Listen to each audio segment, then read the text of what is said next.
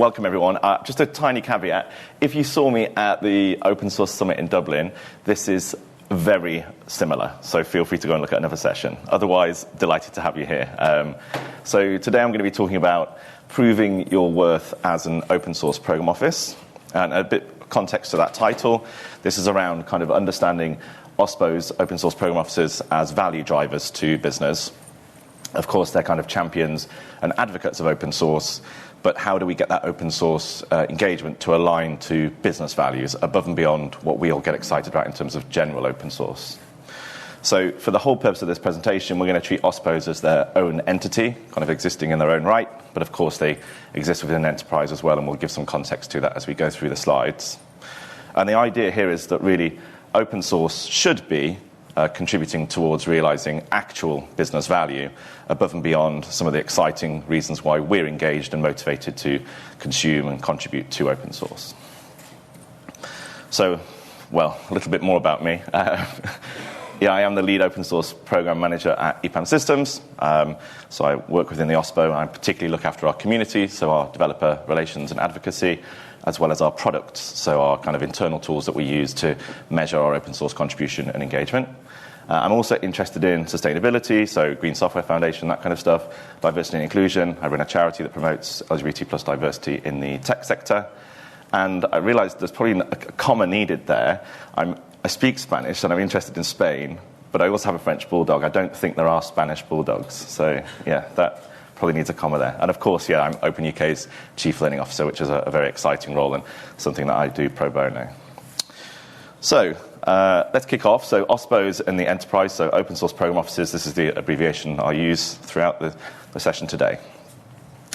So we really want to expand the idea around OSPOs as an entity, and this idea of when these two worlds collide, if you like. So on the left, we've got kind of collaborative, honest, open, kind of transparent OSPOs, all of the great things that we're excited about. And on the right-hand side, we've perhaps got some of these commercial enterprises that, not all, some of them hierarchical, barriers to innovation, lots of challenges around kind of making sure that we're data-driven and all of this exciting enterprise-level kind of chat. The purpose of today's talk is this bit in the middle, the zone we're calling it, if you like. And this clash isn't necessarily a bad thing. It's that intersection, the focus of today, where we're going to be talking about proving the worth of open source engagement and OSPOs as kind of enablers to delivering some of those business strategic objectives. So the question really that we're asking is, how do open source communities that OSPOs work on behalf of and reflect and engage with deliver that value, realize those strategic business OKRs, KPIs, goals, etc. So we all have a diagram. So what we're going to do here is we're going to consider how we're going to analyze this question, and we're going to keep referring back to this model as we go through the conversation today. But we know, and some of the quotes on the left, that enterprises are increasingly relying upon data. We are living in a kind of data-driven enterprise world at the moment. You can see some kind of great quotes there from the likes of McKinsey and Forbes. That a reliance on metrics, on business intelligence, on all of these kind of wealths of data that exist within the organization also should be playing a part within an OSPO. And certainly within my OSPO, and certainly no doubt those of you that also exist, you're no doubt increasingly being asked to demonstrate the value that you're delivering, or simply just the value that open source investment is providing to the business. And more so, I think, if we think about recent redundancies or some of the trimmings of OSPOs that we've seen, clearly that's a testament to perhaps some of these organizations not doing a very good job of demonstrating the value that open source and OSPOs provide to them. So it's no surprise, therefore, that conveying the value of open source is a challenge, and I think Linux Foundation published a report last year that said one of the biggest hurdles was around getting management to understand open source and not kind of quiver at the idea of pushing contributions upstream or releasing various things out into the open. So we can all speak the open source language. How do we translate that into a language of data and kind of business conversation? And we can't argue, of course, that data beats opinions, but that's a whole new presentation on that one. But what we thought we'd just do quickly is run through this diagram. So at the very starting point, for any organization thinking about data, we want to collect and prepare that. So we want to understand, why do we need the data in the first place? And then we, of course, want to look at its relevance to the organization. Once we've got that data and we understand what we're collecting, we're going to then analyze the data. We're going to visualize the data, which is a key part here. It's about making it digestible and consumable for business leaders versus ourselves who live and breathe in the open source space. And then when we've got those visualizations, we're then able to leverage those insights from that. So apply lessons learned using the data to then, most importantly, optimize operations, make changes in the business, improve efficiencies, and then optimize decisions, make the best strategically important decisions for the organization to hopefully drive the bottom line, increase revenues, et cetera, et cetera. And then, of course, as in anything in this world, it's a cyclical arrangement, so we start at the beginning and we continue to iterate and improve. So how do we still answer that question then, using this model around demonstrating value? Well, first we have to identify the benefits of value of open source that actually make leaders' ears prick up, as opposed to the benefits of open source that we might all see on Wikipedia or the To-Do group, for example. So you're all no doubt in this room familiar with those kind of innovation, security, all of the typical benefits of open source. This slide isn't that. This slide is looking at open source from that business leader's position around why is open source important to my business as a CTO, as a CIO, as a chief strategy officer, whatever it happens to be. And of course, everyone in the room no doubt knows the benefits of open source as a methodology, but how do we change that conversation to reflect the data-driven enterprise view that OSPOs are increasingly being pulled into? And by doing that, how do we then start to quantify and measure this value so that OSPOs can, and I genuinely believe we can, start to contribute towards OKRs, global goals, visions of organizations? Once we've done this, I genuinely believe that we can start to ensure that OSPOs are a real part of those strategic goals, and I'm going to flick through 3 of them, such as reducing attrition by 25%. So the idea that open source can contribute towards a global organizational KPI of reducing attrition, I think is realistic. And we ask this of all other business units. Why not OSPOs as well? Secondly, building a Rust Center of Excellence. Yes, of course, there's open source elements to it, but how can an OSPO be critical to building new competencies, parts of the business, vital functioning aspects of an organization? And perhaps even more kind of blue sky, reach net zero by 2025. How can an open source program office play a key role in helping to achieve and deliver against some of these really high level strategic business goals that every other function of a business is being tasked to do so? And in order to start tackling these, we have to start measuring things, of course. So if we look down the far side of the slide, we've got marketing, human resources, production, security. All of these facets of the organization have measures, success criteria against those global criterias. For some reason, OSPOs, we like to kind of be a satellite within an organization and float around and do our own thing. But I think we need to get closer. We need to bring that zone more to the forefront, and specifically through the lens of open source. Should have changed the slide colors on this, but that's a kind of gradient from the vision and mission down to the various key results at the bottom. We know that where an OSPO sits in an organization will draw attention to it, and the To-Do group published some really good insights into around umbrella OSPOs versus CTO kind of dependency OSPOs and all of the thinking around there. But actually, how can OSPOs be proactive in aligning their objectives to enterprise strategies? And the diagram attempts to show that through, we see things like the chief marketing officer, the HR function, trying to deliver against employee improvements. Why can the OSPO also not sit alongside that and be tasked, perhaps a bit kind of naive of me to say, put more pressure on me, but be tasked to help to contribute towards that? And I think it's really achievable that we can do this. So we see, or what does this all mean? Well, we see that, or at least giving it a go, as to how we're putting open source community data, and we're going to go through that in a bit more detail, at the center of OSPO's operations and decisions to then enable us to demonstrate value, but also our worth. OSPOs are expensive things for organizations, and we've seen lots of trimming, as I just mentioned. How do we show clearly the value that the open source engagement and the OSPO as an enabler of that is providing to an organization? Well, in the first instance, this is about putting data at the heart of an OSPO. And I think last year I attended a number of conferences, and there was probably over 50, 60 talks about metrics. And that's not necessarily what this talk's about, but it's clearly a hot topic. But actually, I think we need to go a step further and talk, yes, we've got the data sets, yes, we've got amazing ways of leveraging this data, but what does that actually mean in terms of achieving those KPIs? So we need to ask 3 questions. One is, who is our community? Who's our open source community within an organization? Secondly, what do they do? What drives them? What motivates them? And then thirdly, how do their actions impact the business and the industry? What's the impact of that single contribution on achieving net zero by 2025? How do we even have that conversation? It sounds crazy, but how do we start that conversation? So here I've given you a little bit of a sneak peek into EPAM's way of looking at this. So by looking at answers to these questions, it kind of led us to grouping these metrics into three kind of columns.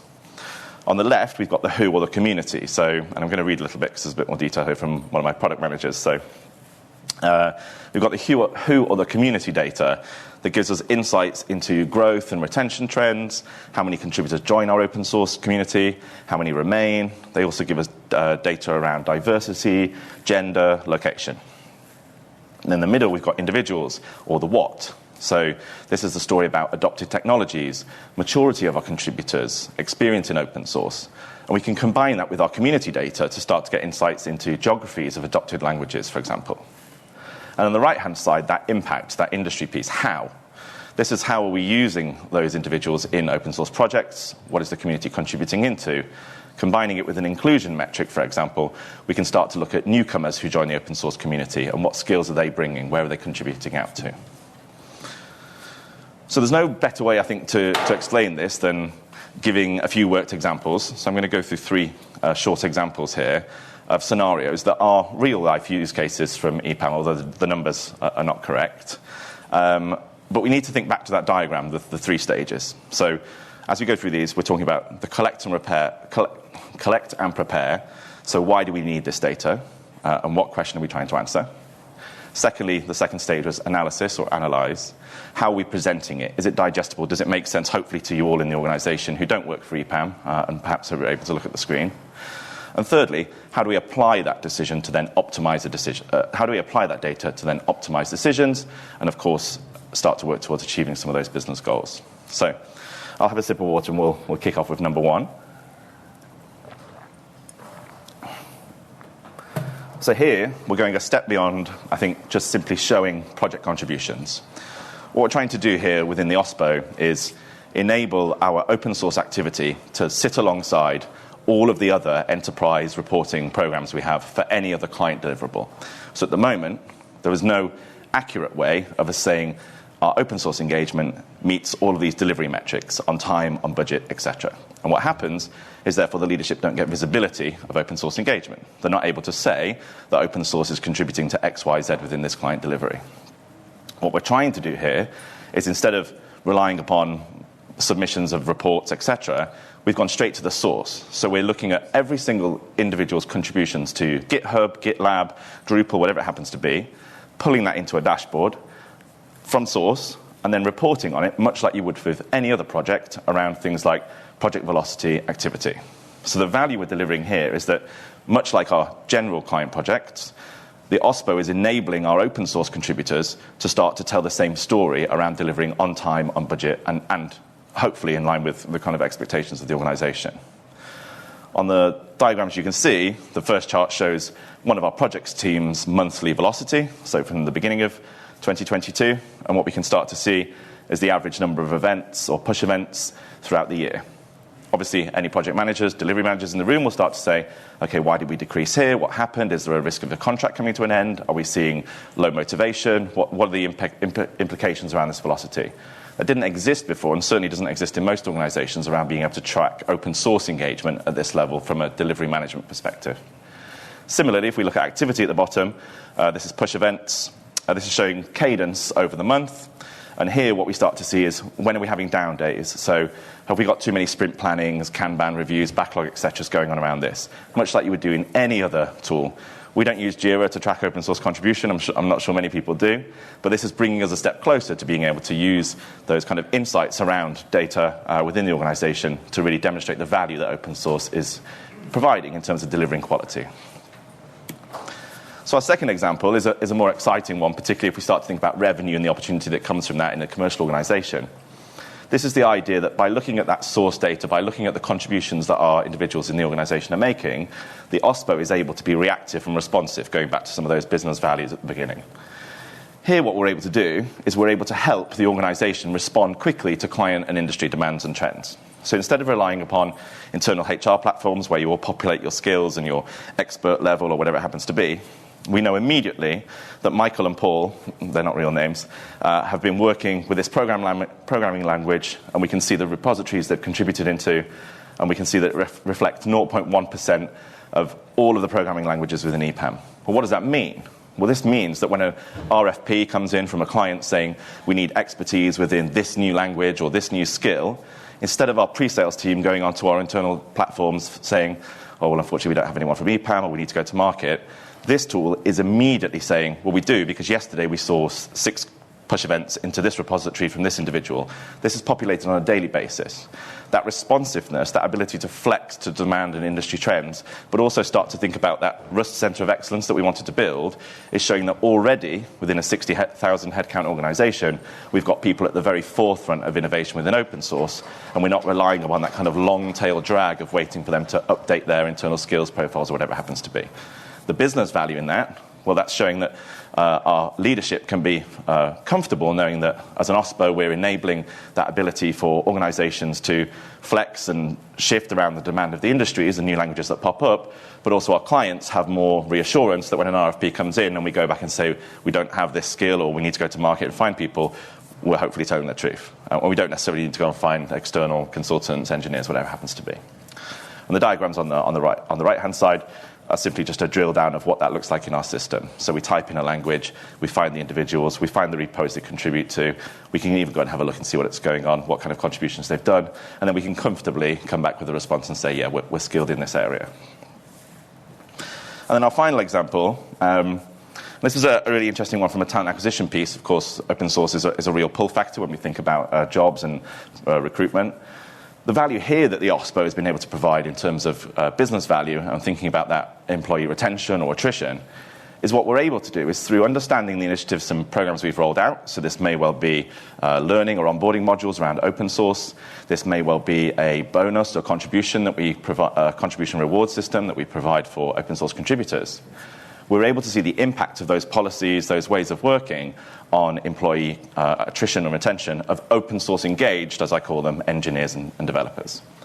What we're saying here is that as an organization, with enterprise adoption of open source increasing, you, of course, as an organization selling engineering to clients, you want to retain the very best open source engineers.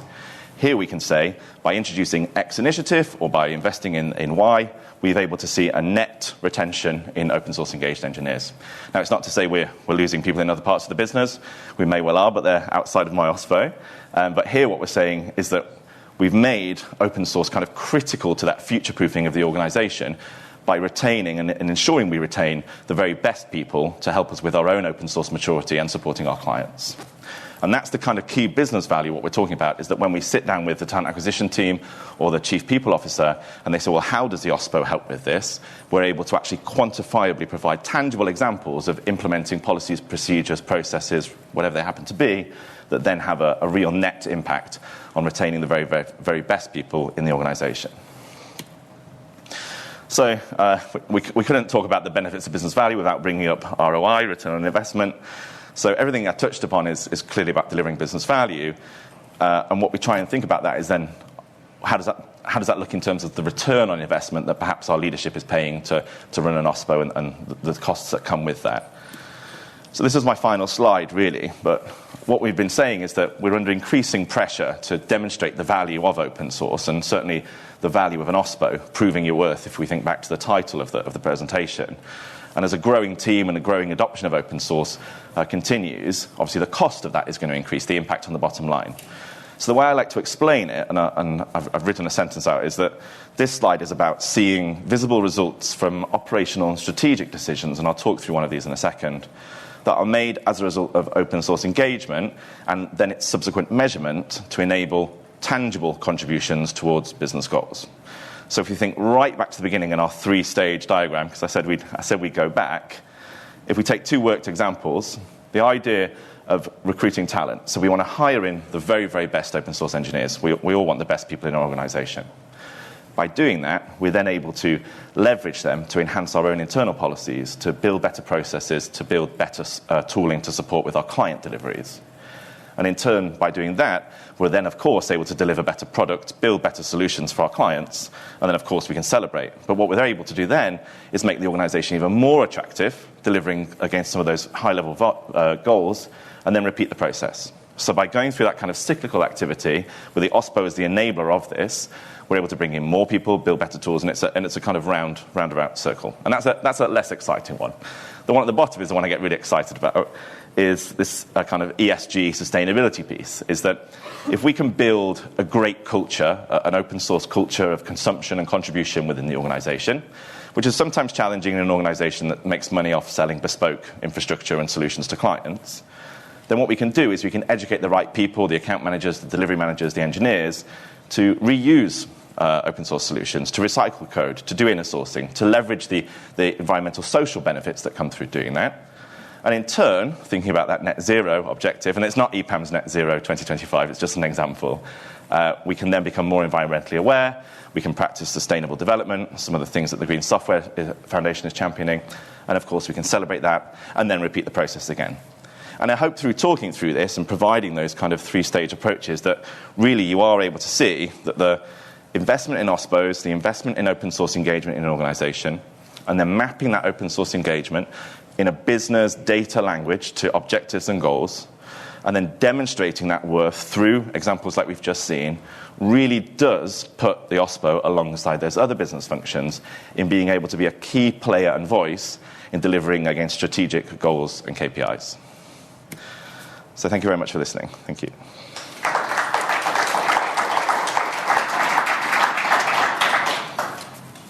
So, sure, I think there's a microphone, but yeah.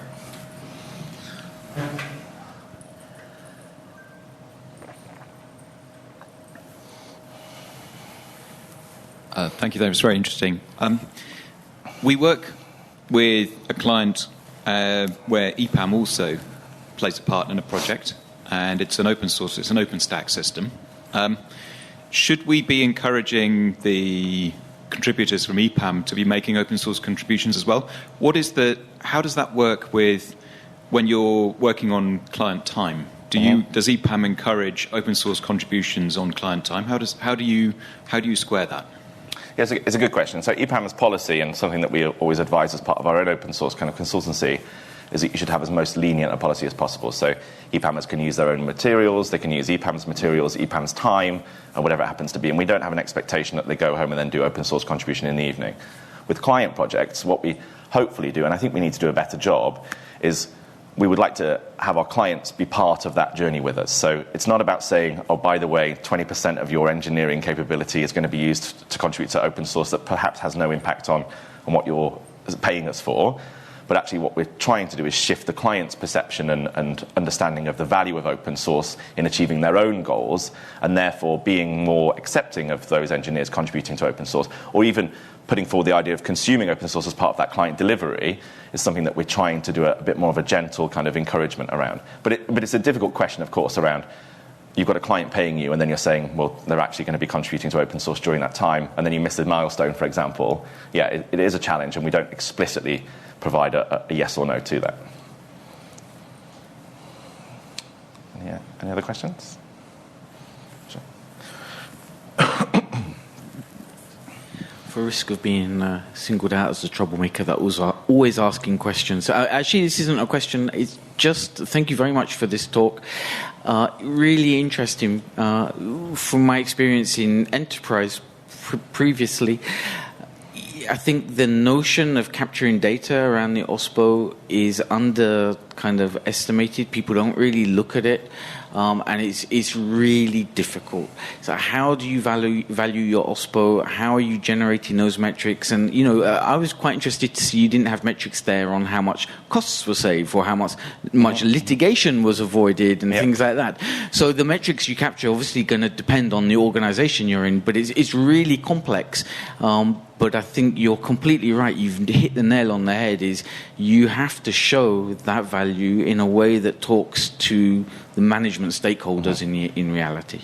100%. So fantastic. Thank you. Thanks very much. And just to expand on that, I think my kind of aspiration, and maybe in the next few years we'll realise this, is to be able to go to that cost piece, is to build a system that perhaps leveraging, and I keep shouting about them, the Green Software Foundation, that says EPAM has about 7,000 open source contributors. That's what we know the numbers are at the moment through those various data sources, although it's probably much more. We've got 7,000 contributors writing 140 million lines of code, or whatever it happens to be. What does one line of code equate to in terms of carbon? And then there's the SDK that Green Software are building. And what does that then mean in terms of finance? So how much carbon is being saved? And then at the end of that journey, perhaps you'll be able to get a figure that says, through our 7,000 contributors, we were able to reduce X and save Y in terms of that. It's not unachievable that the work's being done by the working groups around this. But that point around cost is, of course, if you're standing in front of your C-suite leadership, it's very good showing diagrams around your engagement with FinOS and OpenUK, etc. But what does it mean in terms of a figure on a page, the dollars? So yeah, definitely. Excellent. Great. Thanks very much, everyone. Thank you.